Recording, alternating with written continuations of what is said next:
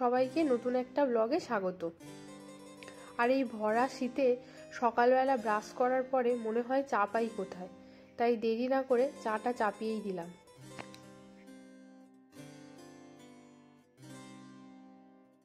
আর আজ যেহেতু বৃহস্পতিবার, তাই বসে বসে আমেজ করে চা খাওয়ার সময় নেই। দুজনেরই স্কুল আছে, ডিউটি আছে, তো চা খাওয়ার পাশাপাশি রান্নাটাও আমাকে কমপ্লিট করতে হবে, না হলে আবার দেরি হয়ে যাবে।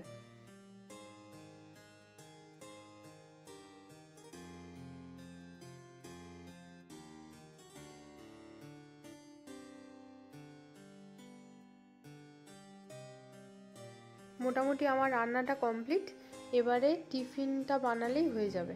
তো আজকের ভাবলাম যে দুজনকেই চাউমিন করে দেবো টিফিনে।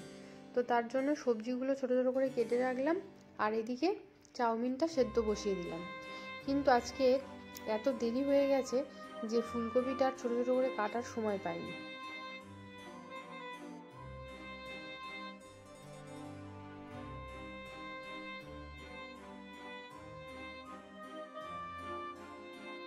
কড়াতে তেলটা গরম হতে সবজিগুলো দিলাম। আর আজকে সবজিগুলোর মধ্যে নিয়েছি বিট, গাজর আর ফুলকপি। যেহেতু বিট আছে তো সেদ্ধ হতে একটু দেরি লাগবে, তাই জন্য নুন দিয়ে চাপা দিলাম, আস্তে আস্তে হোক, মানে যেটুকুনি সময় আছে সেইটুকুনি সময়ের মধ্যেই হয়ে যাবে। আর ফুলকপিগুলো খুন্তি দিয়ে কড়ার মধ্যেই কেটে নিলাম। চাউমিনটা দিলাম, এত ঠান্ডা হয়ে শক্ত হয়ে বসেছে, দড়াম করে পড়লো কড়ার ওপরে। এইবার চাউমিনটা রান্না করার ফাইনাল টাচ দিলাম একটু নুন আর একটু চিনি।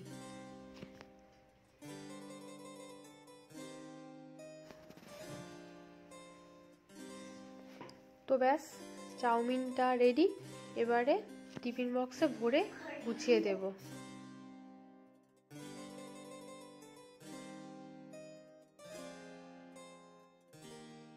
গত দুদিন ঠান্ডার জন্য এই গাছটাতে জল দেওয়া হয়নি, বাট আজকের মাস্ট জল দিতেই হবে, তো সেই জন্য একটু জল দিয়ে দিলাম। আর গাছটা গোল হয়ে উঠছে চারিদিকে।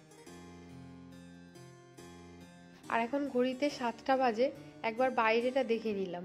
যদিও কুয়াশা খুব একটা পড়েনি, কিন্তু হাওয়া হচ্ছিল প্রচুর। এবার এটা বলতে পারবো না পূর্ব থেকে পশ্চিমে হাওয়াটা হচ্ছিল নাকি, মানে পার্টিকুলার দিক নির্ণয় করে বলতে পারবো না, কিন্তু বেশ ঠান্ডাটা পড়েছিল। তো যেহেতু স্কুলে যাবে সেই জন্য চারিদিকটা আমি একটু দেখে নিলাম যে যদি বৃষ্টি পড়ে তাহলে ছাতা টাতা নিয়ে বার হবো। দেখলাম যে না, বৃষ্টি টিষ্টি পড়ছে না, বাট ছাদের ওপর উঠে দেখলাম মেঝেটা ভিজে আর তারগুলোতে এরকম জল জমেছে।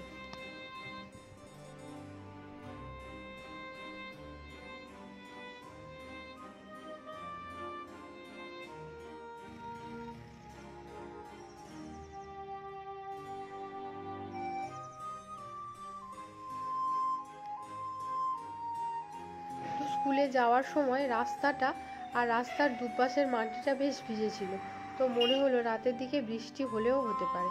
আর ফেরার সময় কিছু সবজি নিয়ে ফিরলাম। আর দেখো এই বটবটিটাকে কত সুন্দর করে বেঁধেছে। আমাকে যদি এরকম কেউ বাঁধতে বলে আমি জীবনে কোনোদিনও পারবো না, এত সুন্দর করে বাঁধতে। আর এটা হচ্ছে আমাদের লাঞ্চ টাইম। তো আজকের লাঞ্চে আছে আলু ভাজা, পাঁপড় ভাজা, শসা, আর এখানে ডাল আছে আর পালং পনির আছে। তো অন্য একটা কোনোদিন তোমাদের সাথে পালং পনিরের রেসিপিটা শেয়ার করব। আর আজকের ব্লগটাকে এই পর্যন্তই রাখছি। ভালো লাগলে অবশ্যই লাইক, শেয়ার অ্যান্ড সাবস্ক্রাইব। দেখা হচ্ছে আগামী দিন নতুন একটা ব্লগে। টিল দেন তোমরা সবাই খুব ভালো থেকো। টাটা।